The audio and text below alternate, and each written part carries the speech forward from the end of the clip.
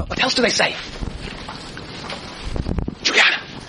That dictatorship was so bad that like is going to change wither away. Wither away because the nature of the state is going to be coercive and it's not going to let itself. BB, state never wither away. They were right. You're out of order. Think he's an anarchist. Totally out of order. He can't help his anarchist habitus. They were right. Right. Yes. And so. Don't worry. He's not going to do anything violent. No, so, very good. So, alright. This is not going to wither away, the anarchists say. So what do the anarchists say then? The anarchists say to Lenin, revolution, straight from capitalism to communism. And again, miss out the middle stage. So, the anarchists and the Bernsteinians, the anarchists and the social democrats, the anarchists and the reformers are identical in that both of them insist that we should do away with the middle stage. The former say we'll evolve into communism, the latter say we have to have a revolution straight from capitalism to communism. And what does Lenin say? And what does Lenin say to the anarchists? I can't hear you, Chelsea. Just kidding. You were kidding. This is a very serious man. What did you say, though? What did you say? I mocked Lenin thinking that they were intellectually inferior, because I have a feeling at some point Yeah, he thinks anybody who doesn't agree with him is intellectually inferior. It's true. But what does he actually substantively say? What does he say, Jason? It's more of a practical issue of repressing the former ruling class. Right, you really can't jump from capitalism into communism. You really do need an intermediary stage. And the revolution against capitalism cannot deliver something like communism immediately. You need to get rid of, for example, the muck of ages. Doesn't disappear overnight. That would be, in my terms, a Bob's your uncle theory of capitalism to communism. But we need an intermediary stage. So these are the arguments Lenin is having on the one side with the reformers, on the other side with the anarchists. Anders? What separates the anarchists from the folded Marxists? Ah. Yes. Yes. Yes. Yes. Yes. Yes. Well, that's a very interesting question. What's the answer to that? Mike? You know, we can't answer, you ask a GSI, right? What's the difference between the anarchists and those Luxemburg and Kautsky? Yes, that's an interesting question. Well, whichever you wish. I'd say they were a better reader of Marx. So he's trying to say that Marx was after all an anarchist. Yeah.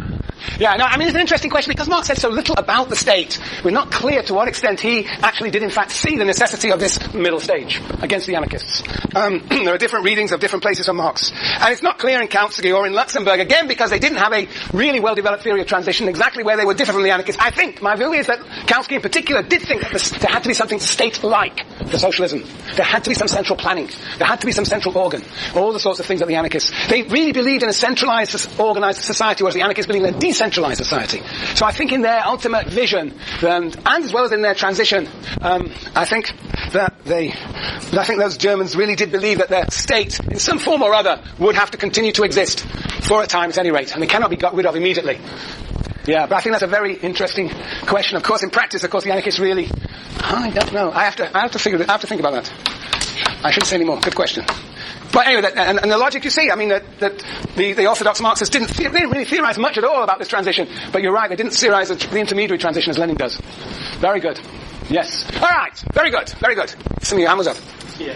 Just with the anarchists, wasn't one of the big differences the question of a party or not a party? Because I mean, you had socialist revolutionary traditionalists and Bolsheviks, a bunch of other parties within just Russia, but you didn't really have the same equivalent on the anarchist. You had an anarchist movement. Basically, the anarchists believed in a very decentralized society. It's never very clear how such a society would basically organize its interdependencies, but they believed in a very decentralized one. And indeed, so the idea of a party, an organized party, as indeed the Marxists believed in, was very much at odds with their vision of a social movement. Yeah. Very good, very good. I will still ponder upon this matter.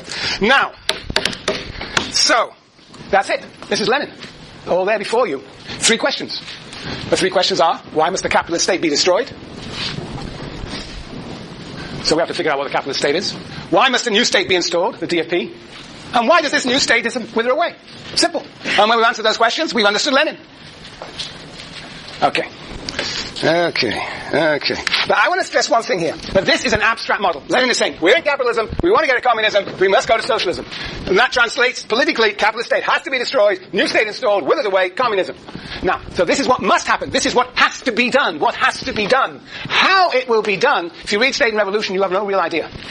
But this is what has to be done. This is what has to be done. How it will actually be done, that is not altogether clear in Lenin. But this is what has to be done, and that's what we will be concerned with. Right, any questions before we get on to what Lenin understood to be the capitalist state and why it has to be destroyed? The page numbers are the page numbers in the text in the reader. Oh, in the reader. Yes, in the reader. Okay, any more questions? Yes. Alex.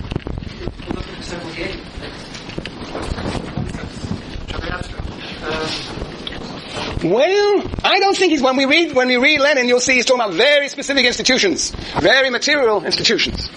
This is all had a very concrete reference.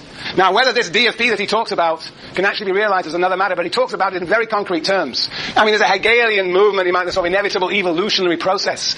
But it's not sort of given historically, inevitably communism will appear. This involves struggles. It's nothing inevitable about this transformation. Yeah, so I don't think it's got this idea of the unfolding of consciousness, the spirit driving history forward. No, Lenin's got his feet on the ground, is engaged in struggle. Yeah.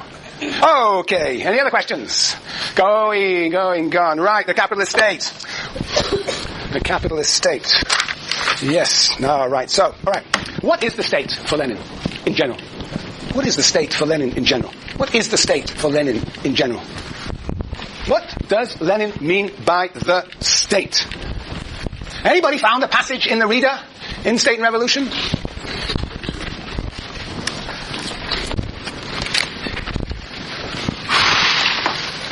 What are the institutions of the state? Yes? Well, that's roughly around where it should be. Yep, let's see, 14, 15, yep. Well, tell me in your own words and then we'll find a passage. It's a perpetuator of class oppression and class antagonisms. Yes. What else is the state? Very good. But what? Very good. But what's your name? Sasha. Ah, Sasha. Well, that's a good Russian name, so you should understand all this much better than anybody else, right? Should be in your genes, Lenin. Yeah. Trotsky, excuse me. Ah, Lev Bronstein.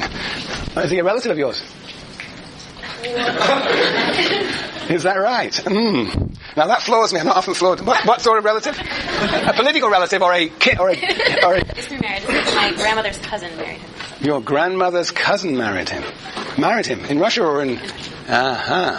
Very interesting. Yeah. Grandmother, you were born here? Yeah. Okay, very good. You got a soulmate finally, Jason. A soulmate from Russia.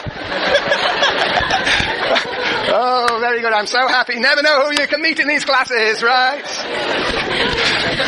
Okay, all right. I will try and be respectful towards Trotsky for the remainder of this semester. In fact, it's not very difficult to be respectful to Trotsky. Very good. Yes, all right. Fine, Sasha. Very good. You made a good point that the state, as he says on 314, is, and I'll read out later, is a machine for the oppression of one class over another. One class by another. That is, in a sense, you might say, the function of the state. What the state does. What the effects of the state are is to maintain classes, antagonistic classes in balance. Right? But I want to know first, what are the institutions of the state? How do you identify the state? What are the institutions of the state according to Lenin? Anders. Police. Anybody got a passage for me? Kristen? 316, Yep. Go on. Engels elucidates the concept of the power, which is called the state. A power which arose from society, but places itself above and alienates itself more and more from it. What does this power mainly consist of? Now read it slowly, loudly, and carefully. It consists of special bodies of armed men, having prisons, etc., at their command. Special bodies of armed men having... In the paragraph before that, it discusses prisons, etc., as institutions of coercion. Institutions of coercion. A state is essentially prisons. Armed bodies of men with prisons at their command. Institutions of coercion. What are we thinking of then? Today, what are the institutions of coercion that we call the state? Come on. The institutions of coercion. Have you not faced any institution of coercion in this country? Anybody faced any institution of coercion here? Anybody been imprisoned? Nobody. That's pathetic. What a very... And inmates are just going in there. Inmates, imprisoned. No. No, I'm going there to do notary. Oh, you're going there to do notary. Very good. That's not where you were accused of sexual harassment, though.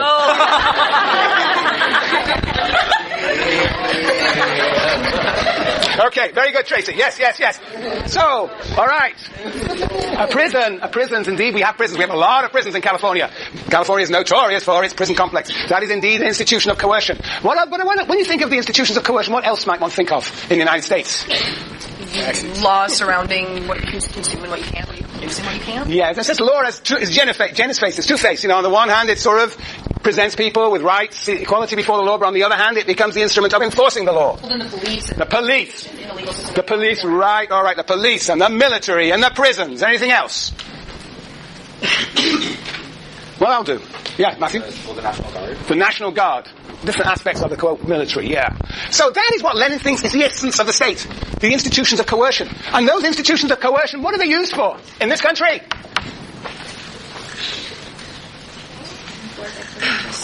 Sorry? Enforce exploitation, but more simply, you basically, yes, enforce. What sort of people end up in, what?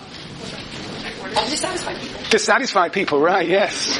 That's right. What you'll see on this film, you'll see in this film the actual operation of the institutions of coercion. All right, look, Lenin says that is the core, the essence of the state, an institution of coercion. Its function, as Sasha told us, its function is to reproduce class domination. As Sonny says, class exploitation. Now, where does Lenin say that? 314. Where? Right. All right. We could read 314 towards the bottom. Yes, the top of 315, I think, is best. According to Marx, well, Lenin's very clever. Everything that Lenin says, Marx said before him, because he's trying to show his close affiliation to Marx, and that his interpretation of Marx is the only interpretation of Marx. Marx provides the Bible. Of course, the Social Democrats have a different interpretation of Marx. He's trying to show that he's part of a Marxist tradition. So, okay, Lenin says at the bottom of 314, the last line says, according to Marx, the state is an organ of class rule, an organ for the oppression of one class by another. It is the creation of, quote, order, which legalizes and perpetuates this oppression by moderating the conflict between classes. Legalizes and perpetuates the oppression by moderating the conflict between classes, if necessary, even granting concessions to classes, but keeping this antagonistic relationship from blowing up. Keeping the relation of exploitation going. That's what the state does. It's an organ of oppression. Okay, that is the institutions of the state. What the state actually is, it's these special bodies of armed men having prisons at their command, a repressive apparatus. Its effect, its function is to control and regulate class struggle. But what is its source? What is the source of the state? What is the origin of the state? Why is there a state at all? We've already said it's just but why is there? Why is there a state, Jason? To protect private property. To protect private property, to maintain the exploitation. But Lenin's got something here. Why do you need a state for this? What is the relationship between classes, dominant and subordinate classes, capitalist class and working classes? A relationship of different interests, very good. And those interests are, what does Lenin call them? Antagonistic, very good. And in other words, he uses brilliant, irreconcilable.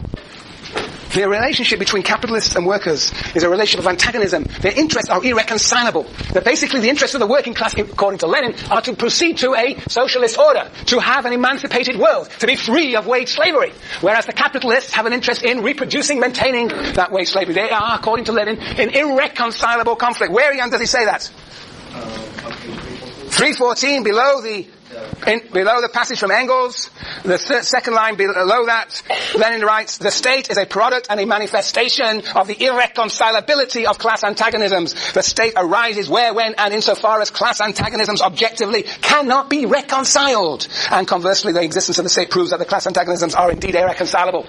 So, the state then is a body, as I said, institutions are coercive institutions. The state it originates in the irreconcilability of class relations. And the state has the consequence of containing that antagonism, keeping the relation of exploitation, maintaining the domination over time. Okay, so the picture is like this. A very simple picture. Capitalist class, working class, and here's the state.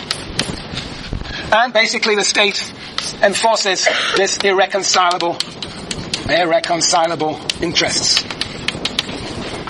Holds the working class in a subordinate relationship